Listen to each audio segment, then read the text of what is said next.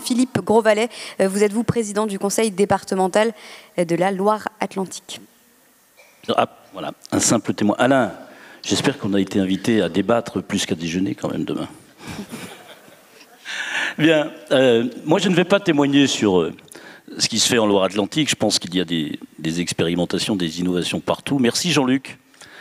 Merci de m'avoir invité. Et comme tu m'as dit qu'il n'y avait pas de copyright sur cette magnifique innovation de ces journées, eh bien, je vais proposer à mes collègues que nous puissions en faire tout autant dès l'an prochain en Loire-Atlantique, parce que en soi c'est une innovation mobilisatrice qui donne aussi beaucoup d'espoir, d'espérance au fond dont nous avons tant besoin, parce que c'est bien de parler de solutions.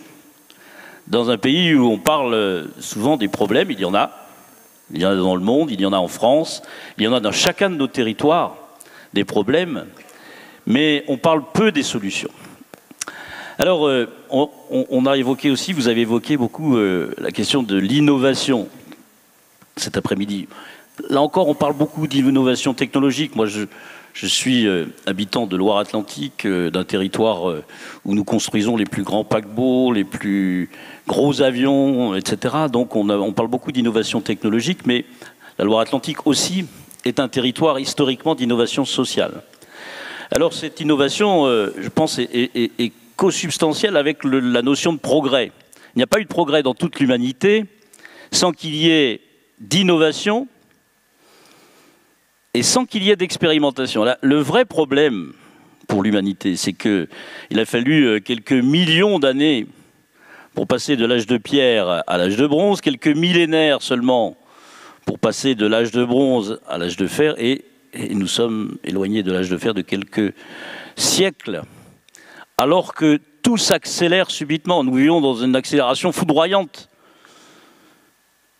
Mais que cette accélération des progrès, ou du progrès, elle a généré une autre accélération fulgurante, c'est la destruction de nos ressources, de notre planète, et la création d'inégalités sur l'ensemble de la planète comme il n'y a jamais eu dans l'histoire de l'humanité. Et comme en plus, tout cela se voit partout, dans le monde entier, eh bien, nous sommes véritablement confrontés à des défis incroyables. Le défi de la protection de nos ressources et le défi des inégalités, donc le défi des solidarités. Et on voudrait nous faire croire en permanence que ces grands défis-là sont l'affaire soit d'organisations internationales, soit des États, et que, au fond, les citoyens seraient renvoyés à une simple responsabilité locale qui n'aurait rien à voir avec ces grands défis. Prenons l'exemple actuel des migrations. Nous sommes, nous, présidents de département, confrontés à cette question des jeunes migrants. En Loire-Atlantique, nous conduisons des politiques de coopération avec le Maroc. J'ai vu tous ces jeunes Africains au bord de la mer qui n'attendent qu'une chose, de venir ici en Europe. Je suis allé il y a quelques semaines au Bénin. J'ai vu dans quelle situation se retrouvait la jeunesse africaine. Et donc, c'est difficile aujourd'hui de convaincre nos concitoyens que nos collectivités locales puissent engager des centaines de milliers d'euros pour engager des coopérations internationales. Mais toutes les initiatives qui sont prises sur nos territoires, par nos collectivités locales, par l'ensemble des associations qui se préoccupent de cette question, ont à voir avec la question des solidarités internationales, comme ce que vous avez évoqué cet après-midi s'agissant de la nourriture, de l'alimentation. Ça a à voir avec la protection de la planète. Donc il faut que nous retrouvions cette responsabilité, cette responsabilisation des citoyens. Je voudrais juste évoquer une question. Puisque nous sommes invités par le président de la République demain pour faire des propositions, pour proposer des solutions. J'ai publié ce matin une tribune dans un grand quotidien de l'Ouest, pas du Sud, mais plutôt du Nord-Ouest, sur la question de la décentralisation. Parce que tout ce que nous évoquons ici, toutes les initiatives territoriales, associatives, tout ce qui se produit sur nos territoires pour justement produire des solidarités, c'est aussi le fruit de la décentralisation. C'est le résultat de 40 années de décentralisation. La France doit beaucoup à la décentralisation, sur le progrès économique, sur le progrès social, sur le progrès culturel.